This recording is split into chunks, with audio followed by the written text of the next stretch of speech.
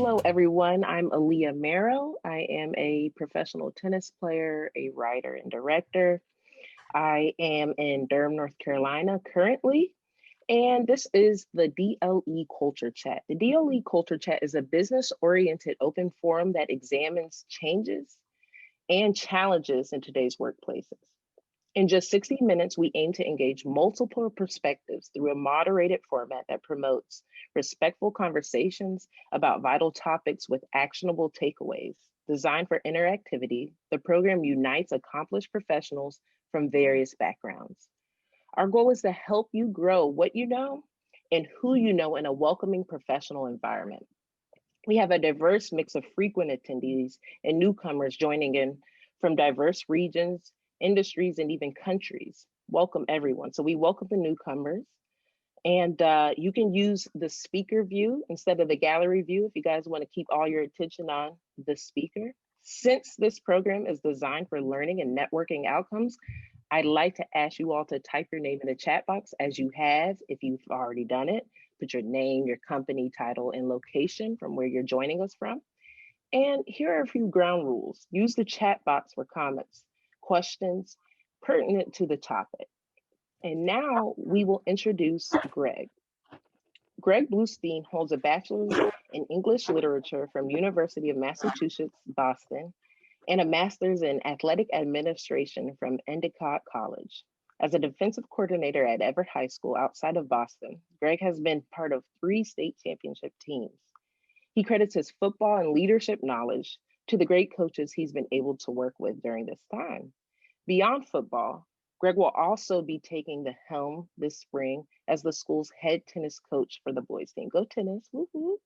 Greg's professional goals include becoming a head coach, head high school coach of football, and or athletic director to help create a strong, positive culture and develop leadership skills, which he hopes will extend in community through the power of athletics. And I think that is awesome because leadership is so important. So Coach Greg, we will pass it off to you. Lead the way. Thank you so much, Aaliyah. I can't thank you guys enough for having me.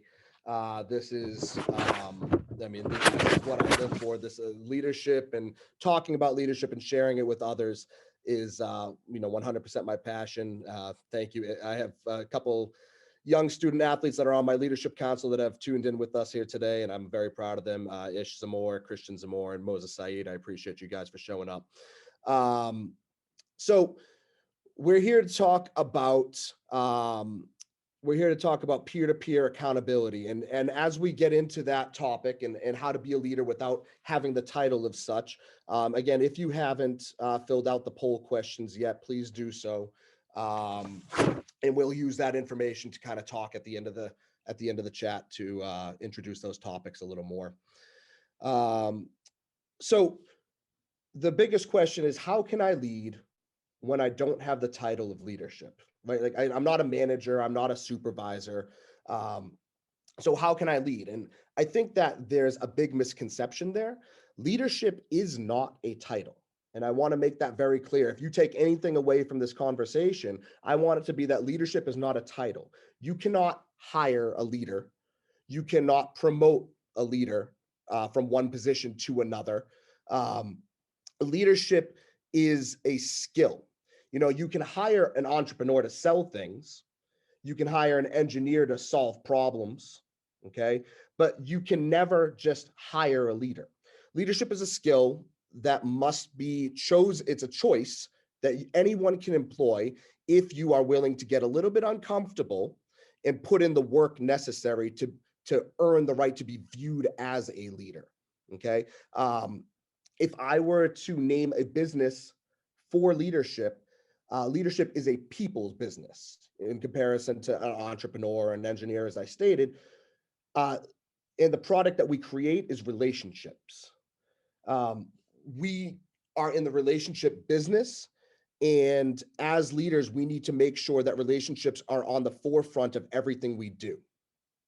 So that kind of leads us into, well, why should people follow me if I'm not a manager? Why should people follow me if I'm not a supervisor of any sort?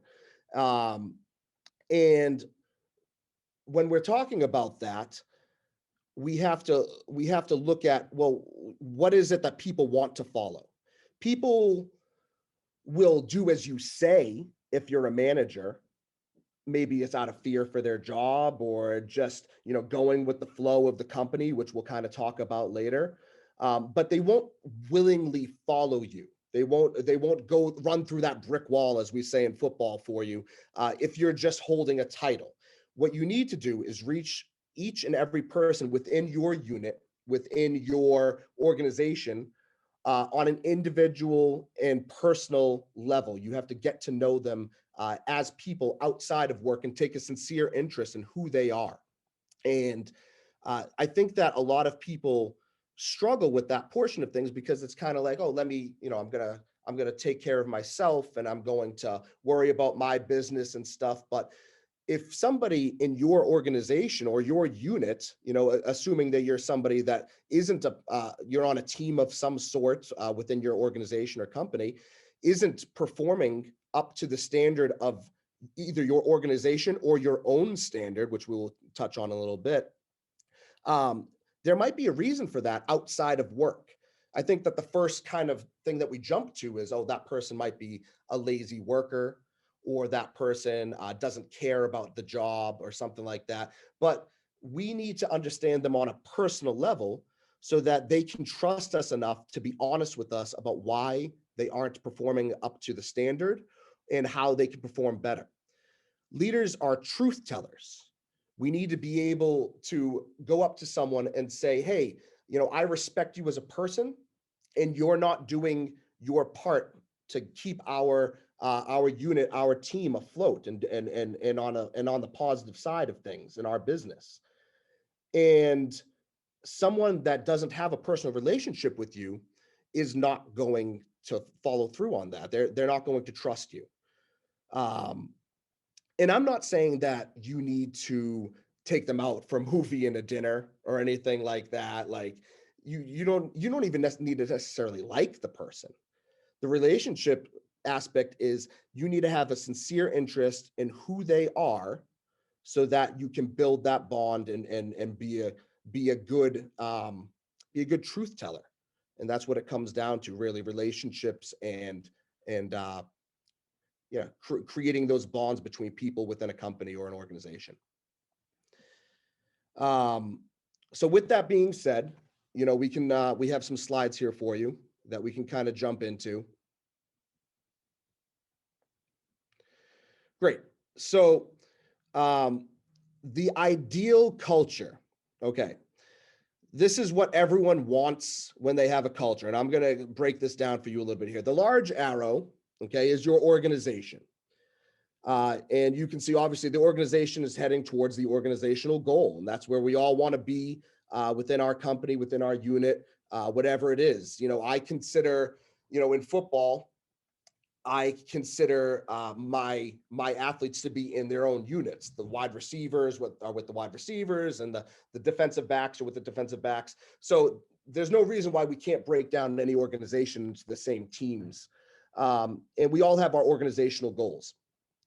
The arrows within the large arrow represent the individuals of your organization. And this is what I really want to focus on here, is that an organization is a group of individuals, and that's in fact my definition of culture: a group of individuals working towards a common goal. And I think that the word individuals, if you haven't noticed, is a key portion to all of this, because we need to be able to accept people for who they are and what they believe in, and be able to say to them, we love to have you, we love to have your individuality, and we respect your individuality. The key portion of it is that we need you working towards a common goal. We need to be all on the same page. So again, this is the ideal culture. And you'll notice that the organization and all the individuals within an organization are all pointing in the same direction. Now, if we don't mind going to the next slide, this is what an actual culture looks like. This is what an actual organization looks like. And this is normal and healthy. And I want to make that clear. We have the organization going towards the organizational goal, but the people within it have different opinions and thoughts and ideas on how we should get there as a unit. And that's fine. The job of the leader is to get all of those individual arrows pointing in the same direction to the best that we can.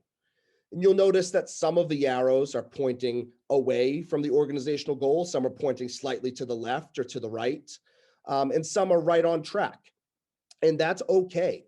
The fact of the matter is, individuals are going to provide you your best opportunity to reach your organizational goal. Culture is created through individuals.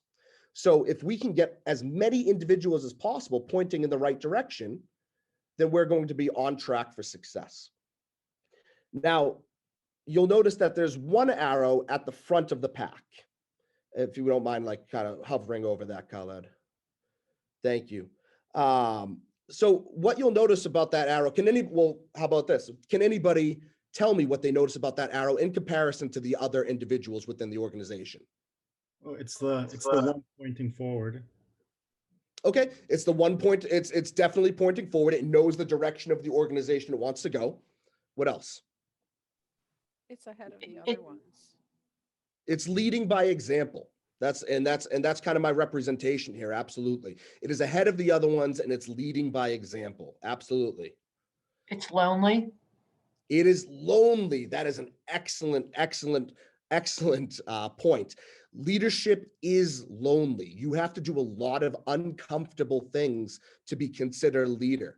And sometimes that's going to be viewed as a negative. Sometimes people are going to view you as, my students call it a try hard. And it's hard sometimes to hold other people accountable because you have to have uncomfortable conversations. And so, yes, leadership is a lonely position. Absolutely. Anything else? One more big one. It's the same size as all the other arrows. Thank you, Christian. Absolutely. Christian has been through this talk with me before, and he understands. The biggest one here is that it's the same size as the other arrows. And what that represents is that there is no ego here. There is no managerial, ladder that this leader is standing above everybody else. You don't need the title to be a leader.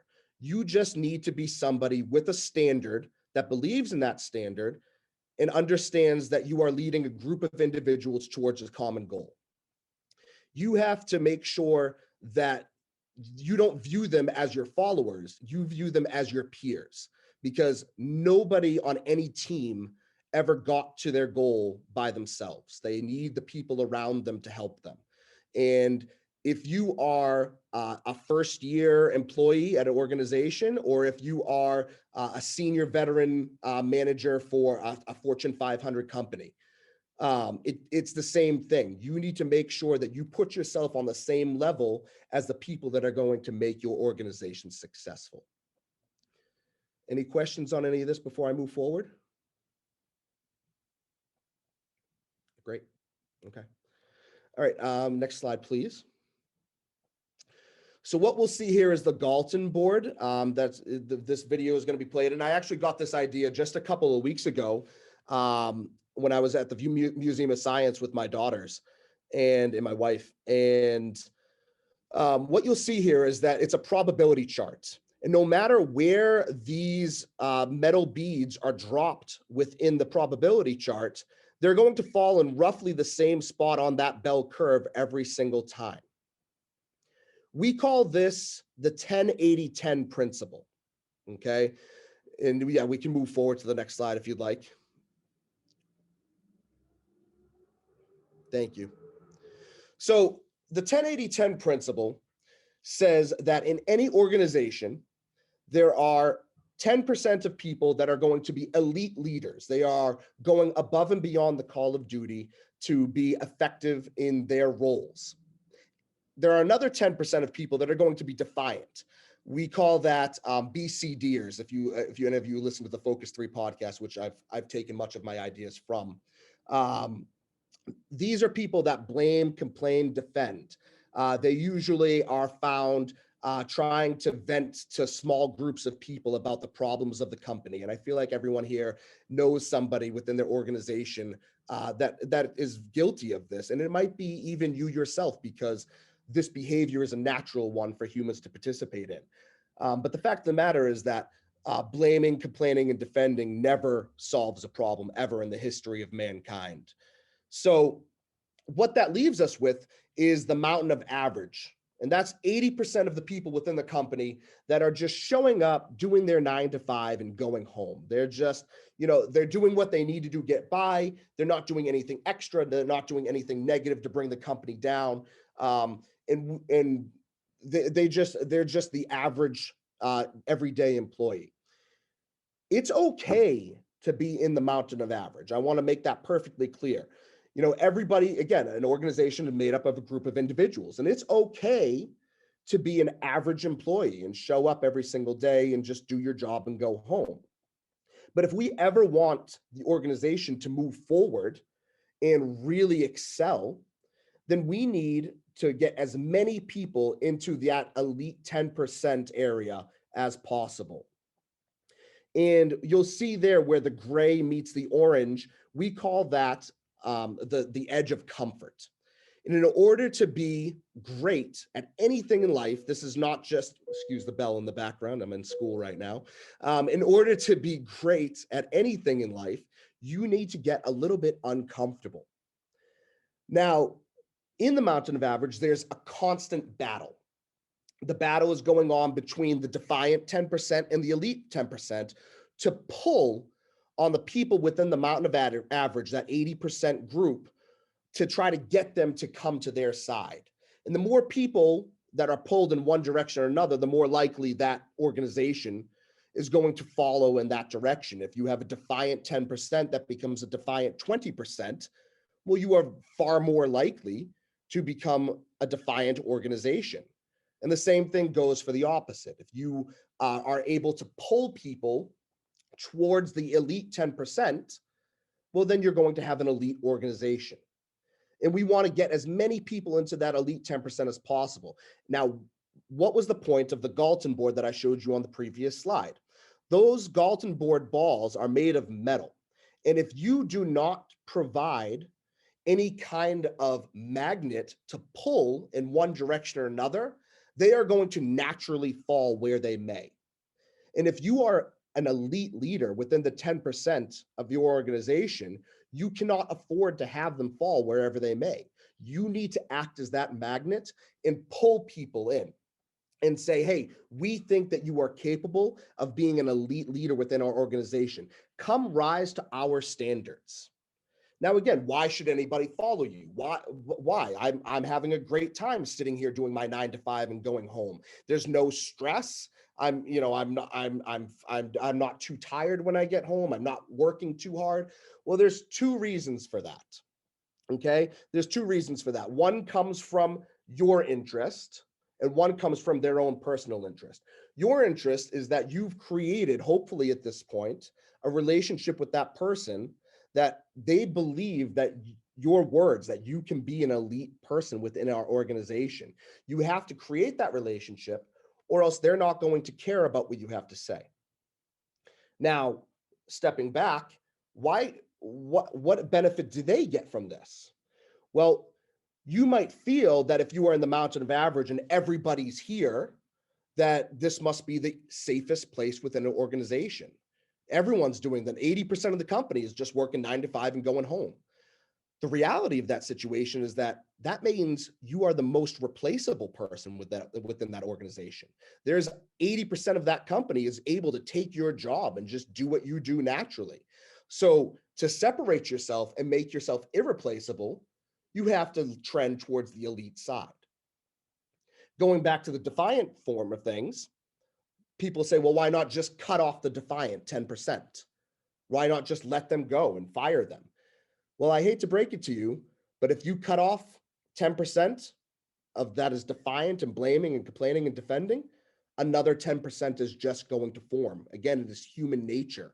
So we can't get rid of that defiant 10%. So our best avenue is to pull as many people as we can towards being elite. And we do that through creating positive relationships that sincerely care about the people around us. When I was at practice just a couple days ago, and I deal with high school students, they're dealing with things far beyond my understanding.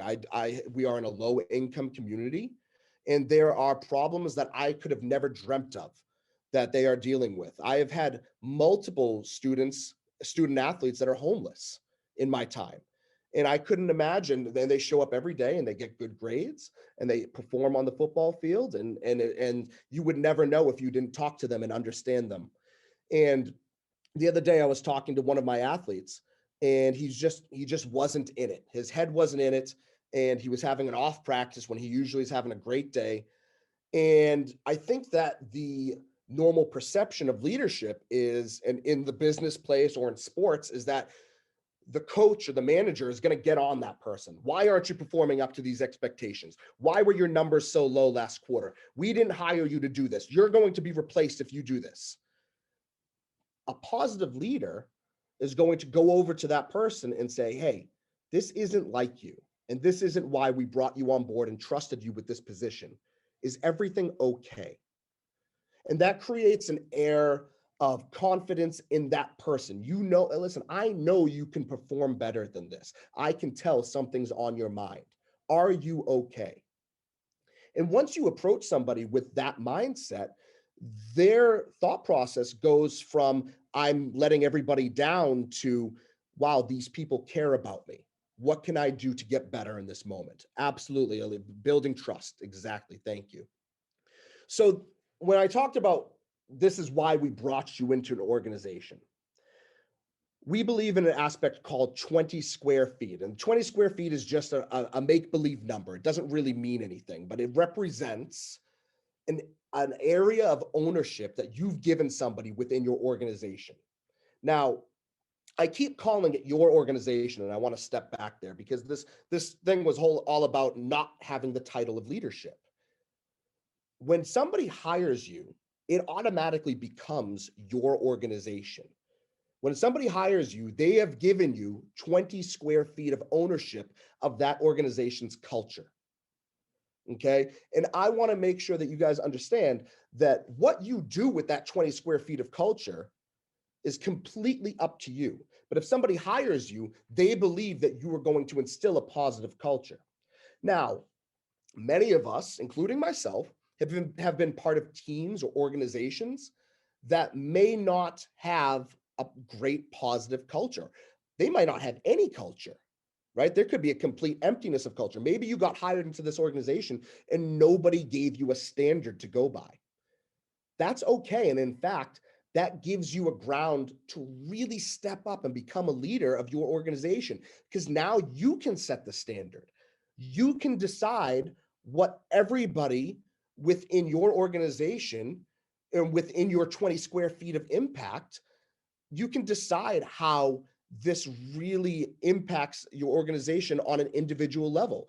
Everyone that you touch and everyone that you interact with should understand, hey, this is Coach Blue I'm talking to, and he's going to hold me to a higher standard. So I have to make sure that when I'm around Coach Blue, I'm on my A game. And if you have built that relationship with people around you, then you're capable of holding them to the higher standard. Now, what's going to happen when you meet someone that's not reaching those standards? You're going to end up in an uncomfortable situation. And that's kind of where people get thrown off with the leadership thing. I have to go ahead and talk to the people around me and tell them, hey, I respect you, but you're not holding up your end of the bargain. Your 20 square feet of impact is not a positive one, and I need you to do better because you can do better, and I believe in you. Again, if you haven't built a relationship with that person, then you're not capable of having that conversation, and it becomes very awkward.